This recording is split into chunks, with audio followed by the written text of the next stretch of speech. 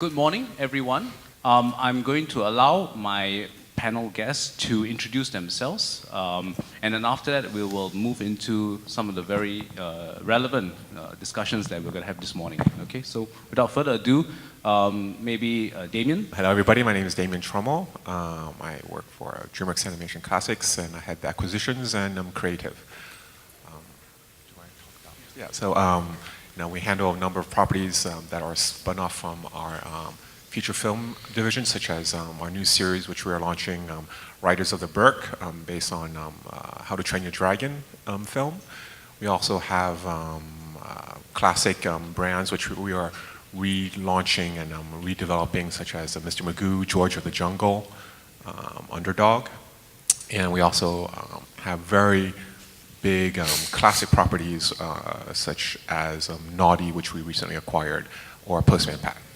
I'm Reeves. Actually, the information there is not quite right. I'm development and co-production for Nelvana and Chorus Entertainment. And Nelvana is actually a producer and distributor based in Canada.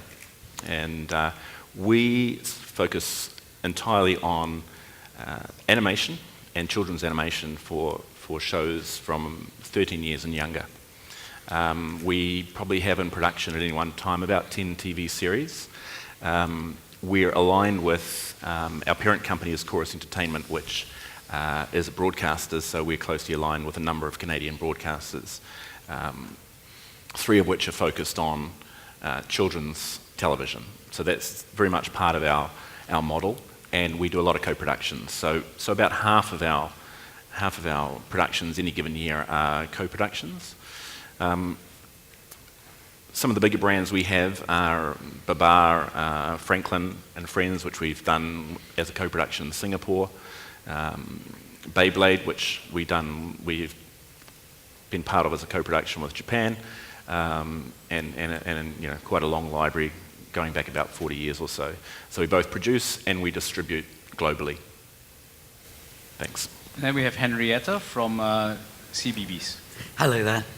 I work for BBC Worldwide. I'm actually on the channels side, but I coordinate our investment. In fact, now, very recently, in all our children's output, not just in CBeebies. And in fact, there's two different levels, or several different levels, that we co-produce in. First of all, I am looking for preschool shows that can go on our channels, our international channels, but also work with all the other business lines, bringing together our consumer product people, etc. So we're looking for stuff that can go across the broad range of businesses and a broad range of territories within the preschool market.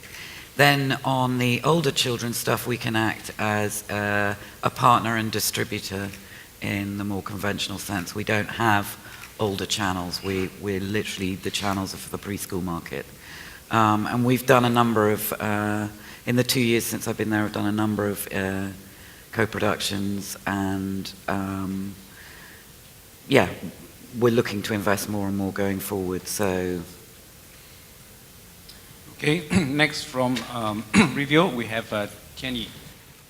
Hey everyone, my name is Tian. I was born in China, but I grew up in Finland, so that's why I ended up in Rovio. But as you just heard Nick talking, so I'm not gonna go again into the details of the company. What I do is that beginning of this year, I moved back to China, to our Shanghai office, which we just opened. And my role there is to help our main production facility back in Finland and hook them up with Asian production companies as partners. So that's what I'm doing in the Asian region, and that's why I'm here. Thanks. Last but not least, of course, is Vishnu from Turner. I think I have a video. If it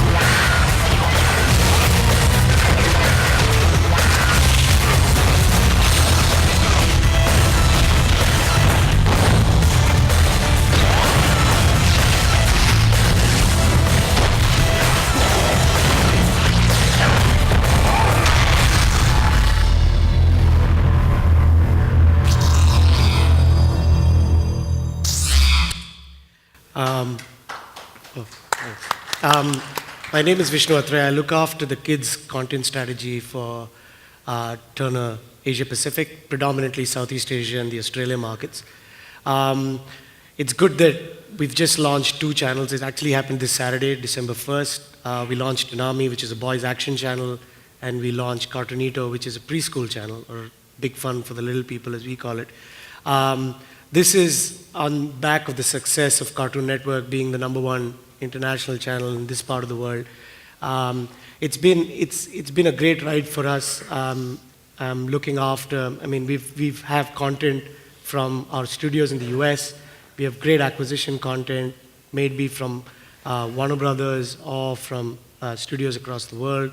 And also, we've been making headway in this part of the world to try and do local productions with studios here. Singapore, Malaysia, Taiwan, Philippines, Australia, and India.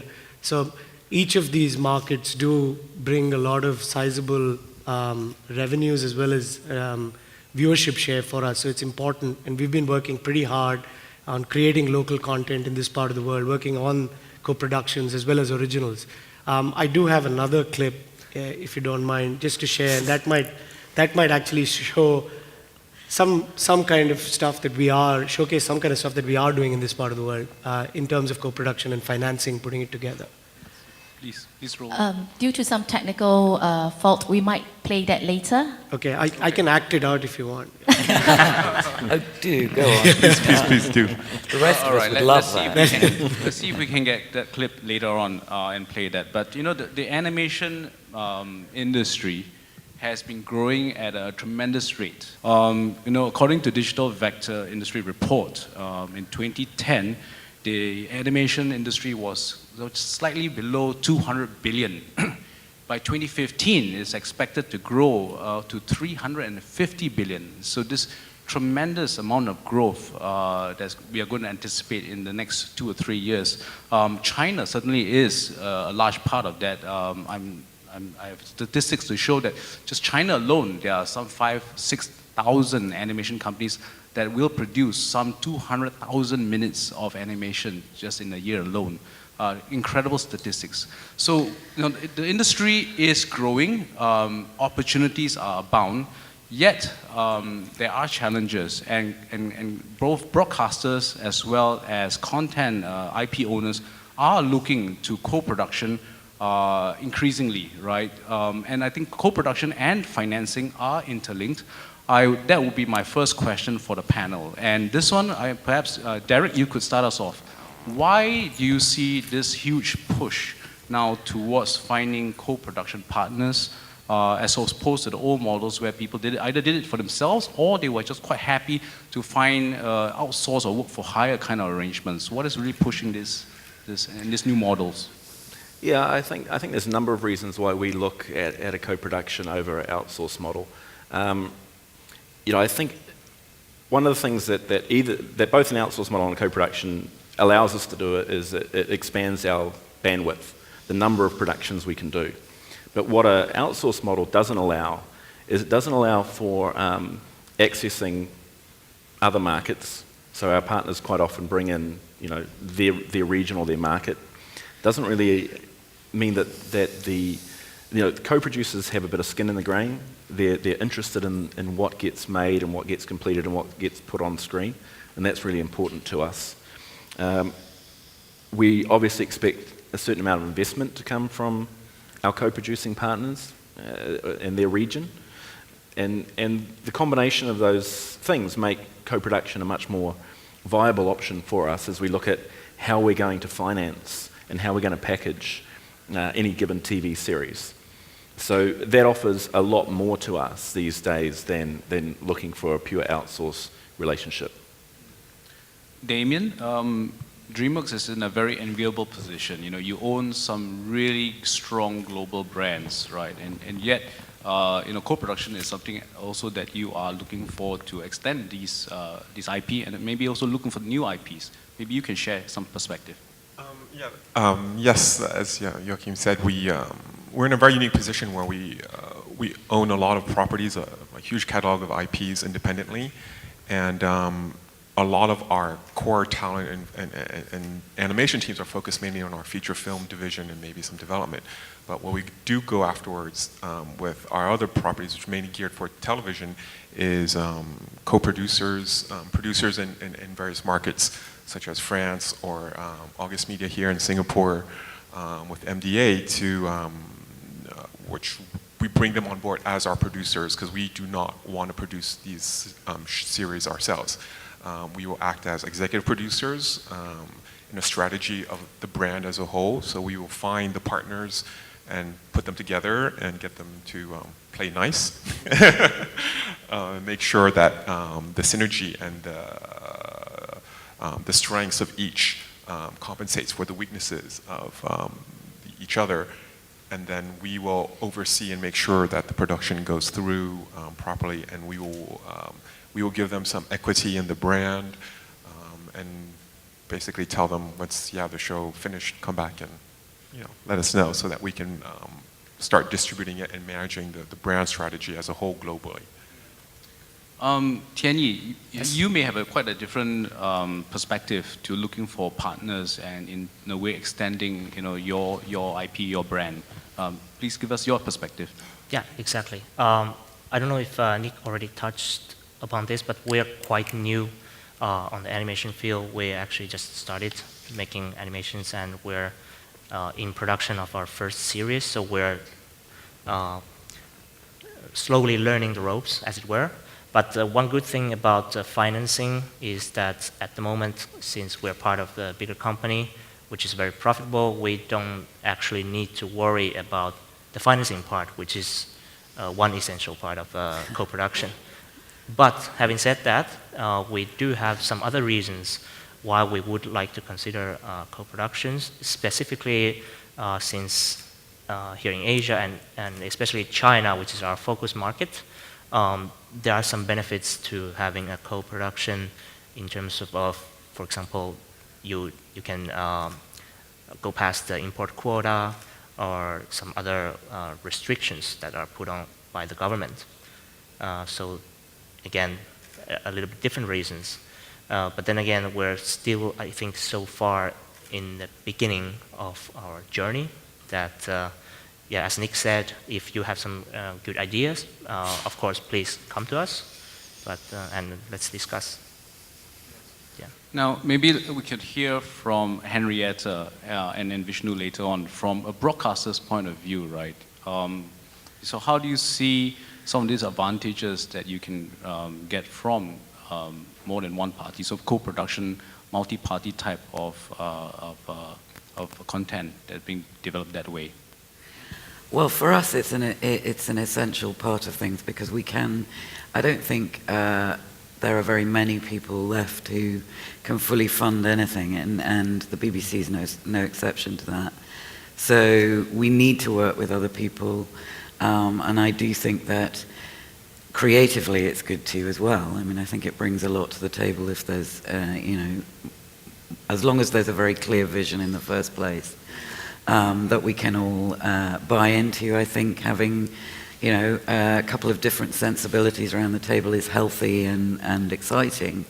In our case, we are looking for a variety of different ways of working, because we have the channels internationally, but we also have a distribution business across all the business lines.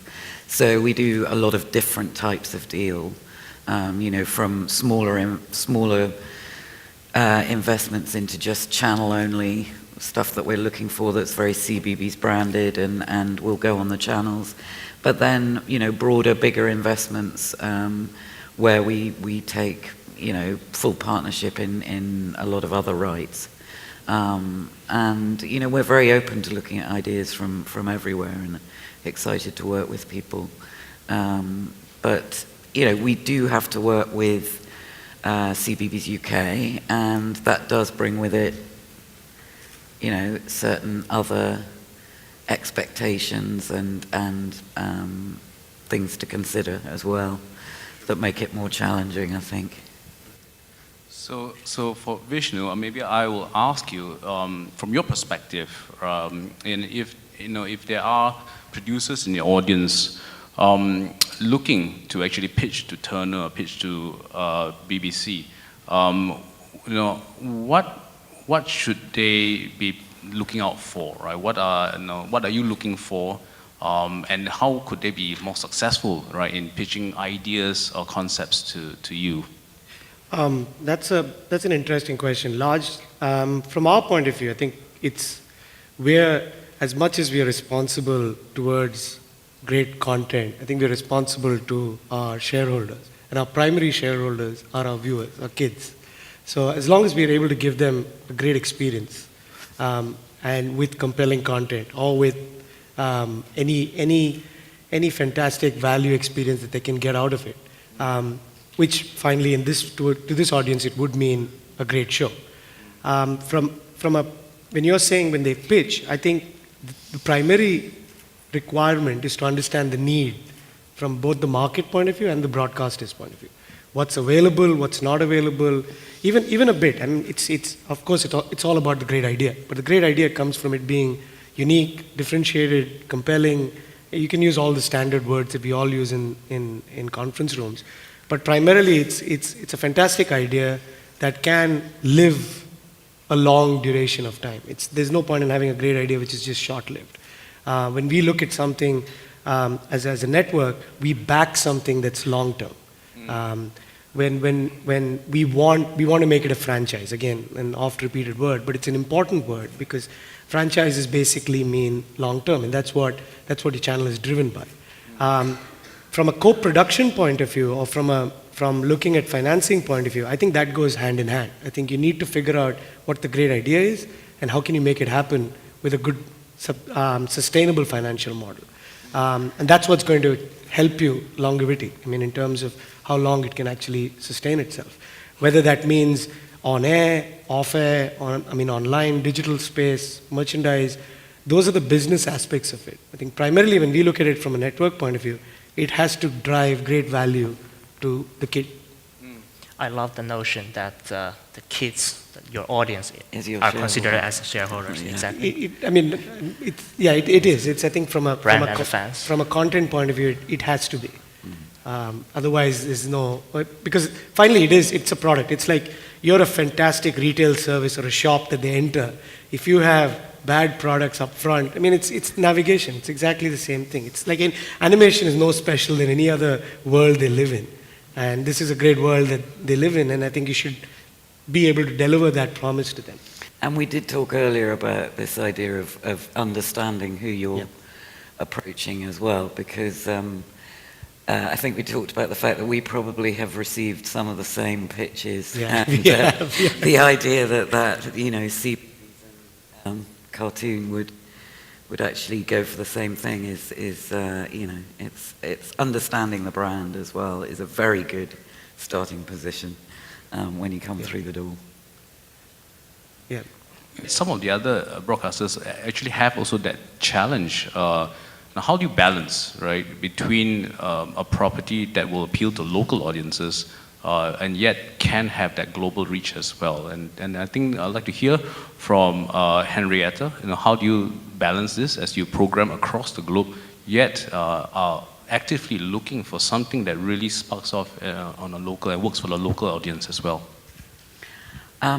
Well, I think where we start from is definitely having a clear vision for the brand itself and sticking to that, because what we found, and particularly with a brand like CBeebies that does have quite a heavy live action element as well as animation, which traditionally had been considered not to travel, but it turns out that certainly for the young age group, they're really not concerned about the fact that it's dubbed or, and they really do buy into the live action shows that we put out as well. And what we found is that if you do have a clear vision, certainly in our age group, which is the youngest age group, and they tend to be probably the least judgmental audience you'll ever have, that if you stick to the brand, you're true to the values of the brand, and you stick to ideas that you're excited by, we find that things do actually cross the world very well.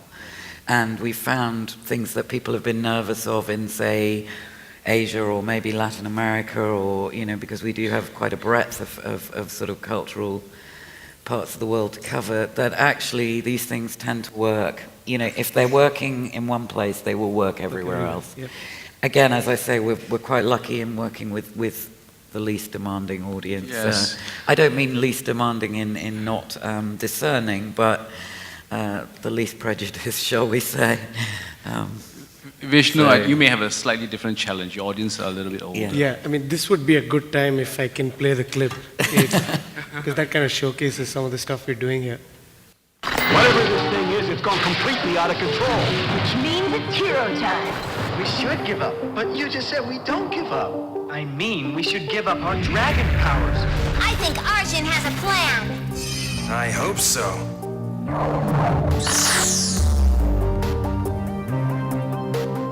Don't worry, son. We'll find Ben. Something is happening.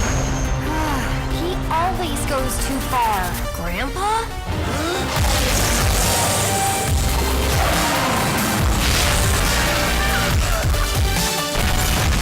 There is nothing to fear. We need you, brother. Questions later. Your world is in terrible danger. I want to help. I'm not finished with you. Behold, I'm looking for an alien. Ever try peeking in the mirror?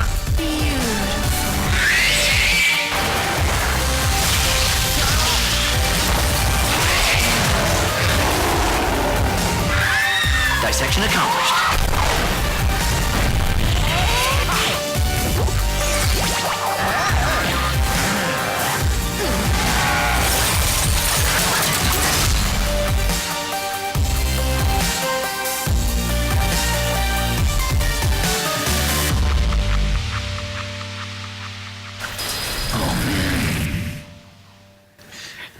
The reason we picked these clips, I mean, we do a lot more work in India specifically with Indian studios, but these are all made in this part of the world.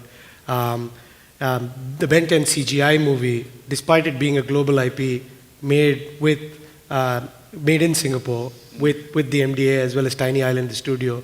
It was directed out of LA, but made here with our offices in Hong Kong. Exchange Student Zero is an Australian production made in Philippines.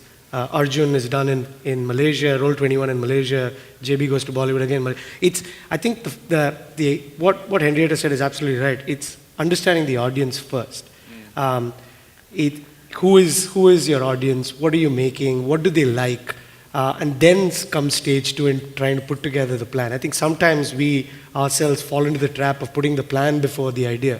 And I think we don't need to do that. I think it's only if there are great opportunities.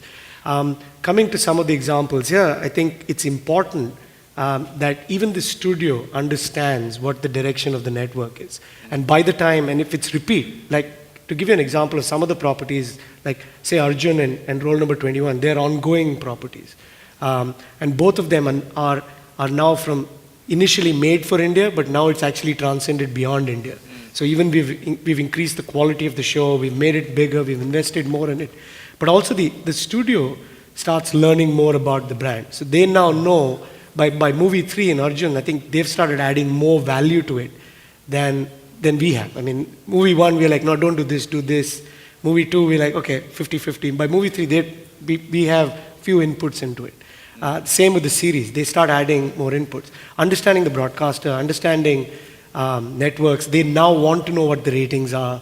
They're very invested in it themselves, despite being that they may not own the show. They still, we all call it service for hire, but we don't treat it that way. They're a big partner in the show. We're not going to take it out of them. And Henrietta, you've been working with a lot of studios as well. As they start getting invested in it, it's even better. I think that's what we want. It's not about a great show alone. It's about how much are we driving value back to the consumer. I think that's extremely important. Yeah. It's a good point, and I would like to hear also Derek. Nelvana's. You've also very experienced in leveraging on producers in this region as well. You've done some projects with Singapore as well. What is your sense? Anything to add to what Vishnu has said?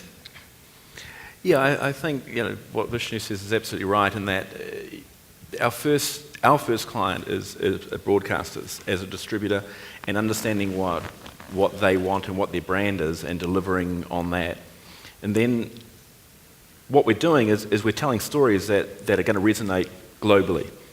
Even if the framework is regional, we're still looking to make sure that we're delivering something that a specific broadcaster or a specific group of broadcasters want. And I think understanding that is really, really important. It can certainly be done regionally, and it can deliver globally without too much problems, as long as you remember what you're delivering for and for whom, really, I guess. Good advice. At this point, I would like to see whether there are any questions from the floor, or actually questions that have been submitted through the number on the screen. How much will channels be able to invest into a project? Oh, okay, we're getting into the financing, the dollars and cents now. Yeah. Me? Yes, maybe you start with Turner. I'm going to say the cliche. It depends. I think it depends on what the project is. It depends on what the markets are. We just don't come in saying we have 5 million or 10 million to just invest in a project. It never works that way. I think it's pretty much what is in offer, what is the idea, how much, where do we want to take it? Like some projects work in some markets, as we discussed. Some projects don't work in some markets. So it all depends on the economics and the idea. I think it's finally, as we have a joke internally, not a joke, it's actually a mantra. We say it's show business. It's about the show and it's about the business. So how much you invest is dependent on the show, and the show pretty much drives it. But are there any sort of guidelines that you have for your channel? If you look at a project and you say, okay, how much risk or how much capital do I want to put in? How do you assess or go through that thought process? The assessment is basis, for us it's basis returns, and those returns could be ratings, those returns could be revenue, those returns could be rights management, those returns could be multi-platform, it could be anything. So that's why I'm saying it's depends. There is no general, stick it up and say we're going to invest 3 million. It's not like that. We obviously have budgets, but it's not defined to one particular project. It could be 10, it could be 5, it could be 1. I don't know if you have a different No, I'm afraid you've answered already. Sorry. I mean, it's exactly the same. For us, we can't. I mean, we don't. Yes, I have budgets, and yes, I have a certain number of hours I need to try and create for the channels. But how I manage those budgets is flexible. And Vishnu is right. There isn't a set sum. I mean, what I will say is it absolutely depends on the budget, because some of the smaller projects, smaller in the sense of budget, we might invest a considerable amount, percentage of it, and others we need to find 2 or 3 partners to work with, and we'll invest a third of it, or it really very much depends. I'd just like to add that it also depends if the property is already well known and established, or if it's totally original. From our I know if it's well known and established, you can pretty much know this is the price that the channel is going to pay for it. If it's totally original, that's when it's kind of up in the air. There is no exact science. There is no rule book to it. I think as distributors, we have a slightly different view, and also as Canadian distributors, we have a slightly different view.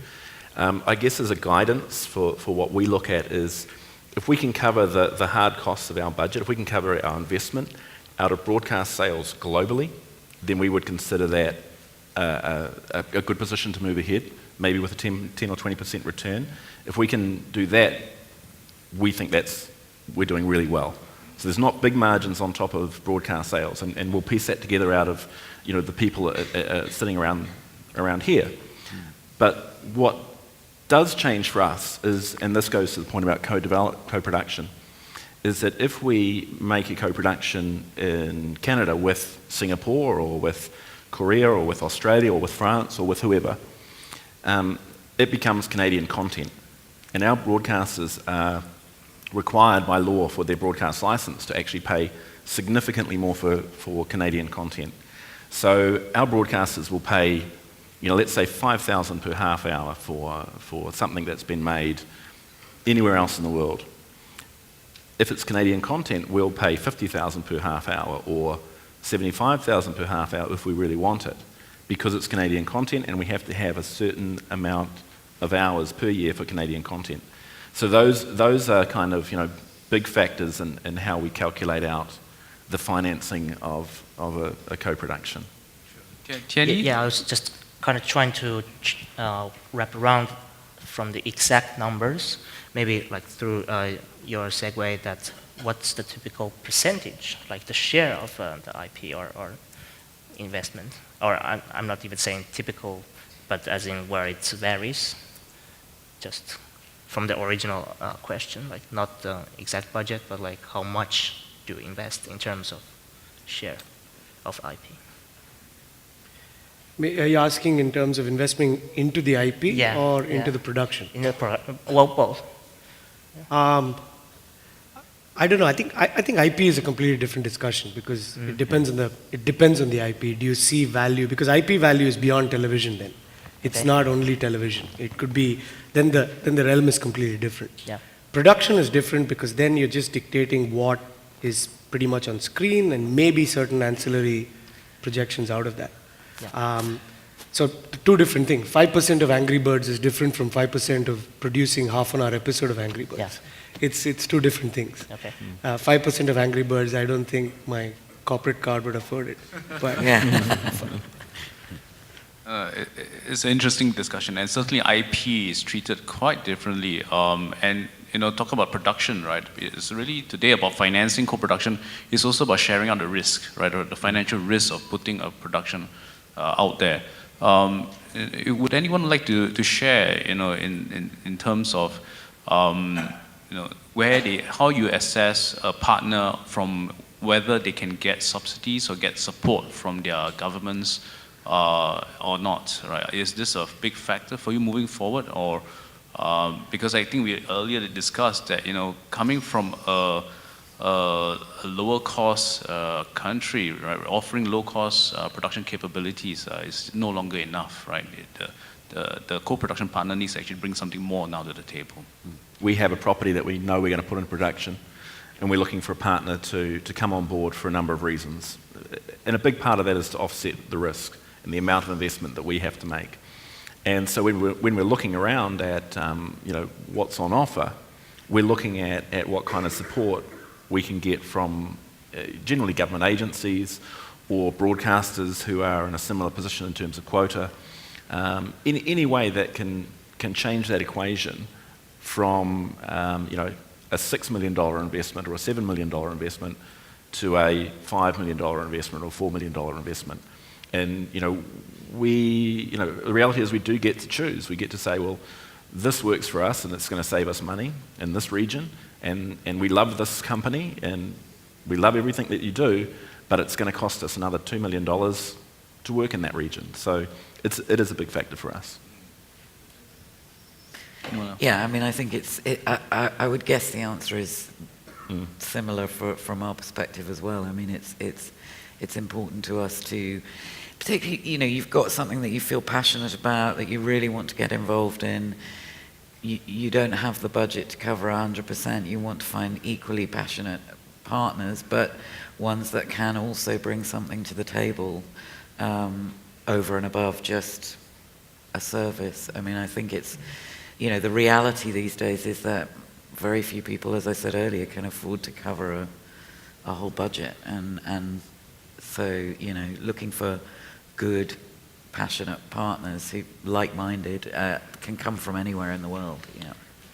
And low cost doesn't. Sorry. Yeah, low cost doesn't. Yeah, it's very like two-edged sword because, as you said, China outputs like 200,000 minutes per year, but then really like during this time I've been there scouting for studios, and I see that lots of them are just trying to undercut the government subsidy and make profit that way, which leads to extreme low quality. So despite low cost, you won't be getting a good thing from there. One of the things that we would like to see if local subsidies like the MDA and the MDEX of the world can actually do is support local content. I think there's a lot of international content. They do, of course, it is market specific. You may not have a big market to actually sustain a production which is local, but I think that's an important thing. It's not only about local production setup, it's also about local content, something that can work in this part of the world. Invariably what happens is the subsidy division supports the production companies, not necessarily the production. So they're somewhat arm's length with the production. I think it's good in a way and it's bad in a way, because it's good in a way because they're arm's length. It's nice to know that, but it's bad in a way that they're not able to direct any kind of content driven locally. That would be my only point. Yeah, absolutely. Very, very good point, Vishnu. We have come to actually the end of the time allocated for this panel. I would like to see if there's anyone out here in the audience that have one maybe burning question that they would like to ask. If not, then on behalf of Reed Exhibitions and the audience here, I would like to thank our 5 members of the panel for contributing this insightful discussion today.